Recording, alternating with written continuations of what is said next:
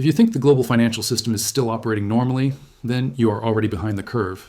What has quietly begun over the last few weeks is not a typical market correction, not a seasonal slowdown, and not another temporary scare. What is unfolding right now is a liquidity freeze. And history shows that liquidity freezes do not announce themselves with headlines. They reveal themselves only after the damage is already done. Liquidity is not just money. It is trust.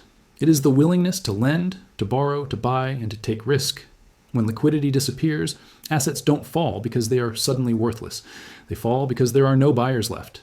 And once that process starts, it feeds on itself.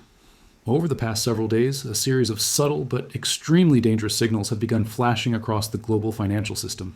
These signals are invisible to the average investor because they do not show up as dramatic price crashes, at least not at first. They appear instead in funding markets, collateral behavior, and short-term credit stress. For those who understand the plumbing of the system, these signals point to one thing. A $9.2 trillion contraction in available liquidity is already underway. This is not a forecast. It is not a theory. It is a mechanical process that has already begun. The financial system runs on leverage. Every major institution relies on borrowed money to function efficiently. That borrowing depends on collateral, and that collateral depends on confidence. When confidence erodes, lenders demand more protection. When protection becomes scarce, lending slows. And when lending slows across multiple layers of the system at once, liquidity freezes. That is exactly what is happening now. Short-term funding markets, the lifeblood of banks, hedge funds, and institutional traders, are showing signs of strain that have not been seen since previous systemic crises. Repo transactions are becoming more selective. Counterparties are tightening terms. Haircuts on collateral are quietly increasing. These are not headlines designed to scare the public. These are internal risk controls activating behind closed doors. And once those controls activate, they do not deactivate easily. At the same time, interest rates remain elevated across the curve. This matters far more than most people realize. High rates don't just slow economic growth. They destroy liquidity by raising the cost of carrying debt. When trillions of dollars of assets were purchased under the assumption of cheap money, even a small increase in funding costs creates massive stress. That stress does not stay isolated. It spreads. Institutions begin selling liquid assets to meet margin requirements. Those sales push prices lower. Lower prices reduce collateral values. Reduced collateral triggers more margin calls. This feedback loop is how liquidity freezes evolve into systemic events. What makes the current situation especially dangerous is that this is happening across multiple asset classes simultaneously. Bonds are no longer acting as reliable hedges. Equities are increasingly dependent on passive flows. Real estate is locked behind refinancing cliffs. Derivatives exposure remains enormous, and shadow banking entities, often overlooked, are deeply intertwined with all of it. The $9.2 trillion figure represents the combined contraction of effective liquidity across these interconnected markets. It is not a single withdrawal. It is the cumulative effect of reduced leverage, tightened credit, and risk aversion spreading through the system. And once liquidity contracts, time becomes the enemy. One of the most misunderstood aspects of financial crises is that they do not begin with panic. They begin with silence. Volume dries up. Bid-ask spreads widen. Large players step back. The market appears calm but fragile. This is the phase where damage accumulates quietly, while most participants assume stability. We are now firmly inside that phase. Institutional cash positions have been rising steadily. This is not because institutions suddenly became conservative. It is because they are preparing for volatility they believe is unavoidable. When large players move to cash, they are not waiting for bargains. They are protecting liquidity so they can survive forced selling events. Meanwhile, retail investors remain largely unaware. Passive investment flows continue. Automatic contributions move into index funds with no regard for underlying market structure. This creates a dangerous imbalance. Automatic buying on the way up, automatic selling on the way down. In a liquidity freeze, automation becomes an accelerant. Another critical factor contributing to the current freeze is the sheer size of the derivatives market. Derivatives are often described in notional terms that seem abstract, but their real impact is collateral-based. When volatility rises, margin requirements increase. When margin requirements increase, liquidity is drained. This process does not require fear. It requires math. The system is now encountering the limits of its own complexity. Central banks are not positioned to respond the way they once did. Balance sheets are already bloated. Inflation constraints remain unresolved. Policy credibility is weaker than it was during previous crises. This means that even the expectation of support, the so-called central bank put, is fading. And expectations matter. When market participants believe that no immediate rescue is coming, behavior changes rapidly. Risk is reduced, capital is preserved, and liquidity evaporates. This is why the current moment is so dangerous, not because prices have collapsed, but because the mechanisms that prevent collapse are weakening. Liquidity freezes do not end gently. They end with forced repricing. They end when assets fall far enough to attract genuine buyers with real cash. That process can take months, but when it accelerates, it does so violently.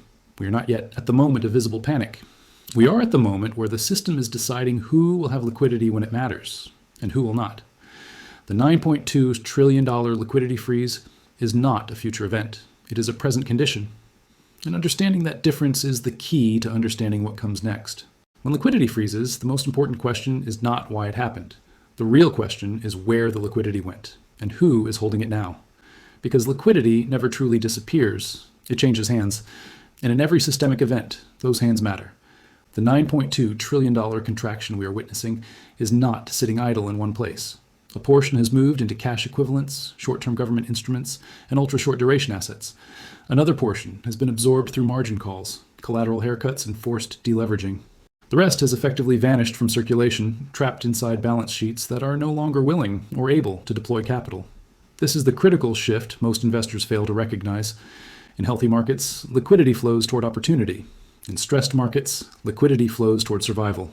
Large institutions are not hoarding cash because they are bearish on individual assets. They are hoarding cash because they expect dislocations, moments when assets must be sold regardless of price. These are the moments when liquidity commands a premium, and premiums only exist when liquidity is scarce. At the same time, the burden of this freeze is being pushed downward through the system. Hedge funds reduce exposure, banks tighten credit, private lenders pull back, corporations delay investment. Eventually, the pressure reaches the weakest links, over-leveraged entities that relied on continuous refinancing. This is where the next phase begins. As liquidity tightens further, refinancing risk becomes the dominant threat. Debt that was manageable under easy conditions becomes lethal under restrictive ones. Rollovers fail, credit lines are withdrawn, covenants are breached. None of this requires a recession announcement. It happens mechanically. Markets do not wait for confirmation. Another accelerant in this phase is correlation convergence. Assets that are normally uncorrelated begin moving together. Stocks fall alongside bonds. Alternative assets lose their insulation. Even perceived safe havens experience sudden drawdowns, not because they are fundamentally broken, but because they are being sold to raise cash. This is the phase where confusion dominates. Investors ask why everything is going down at once. The answer is simple. Liquidity is being prioritized over conviction. At the policy level, options become narrower.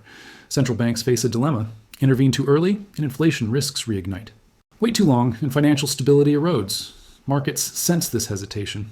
Volatility rises, not just from price movement, but from uncertainty about response. Confidence, once lost, does not return easily. One of the most dangerous myths in finance is that markets self-correct smoothly.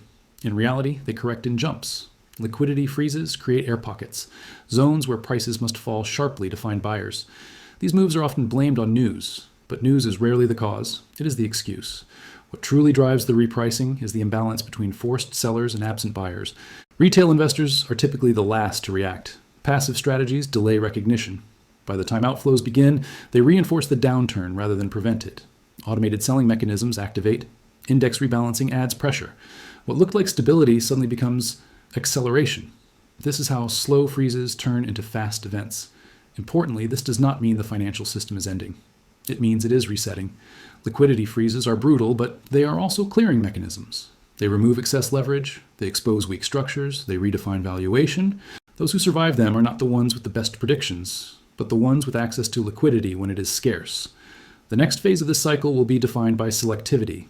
Capital will not return broadly, it will return surgically. Certain assets will recover quickly, others will remain impaired for years. The difference will not be headlines or narratives. It will be balance sheet strength and cash flow resilience. The $9.2 trillion liquidity freeze is the opening chapter, not the conclusion. What follows will reshape market behavior, risk appetite, and capital allocation across the system. And as always, by the time it becomes obvious, it will already be over.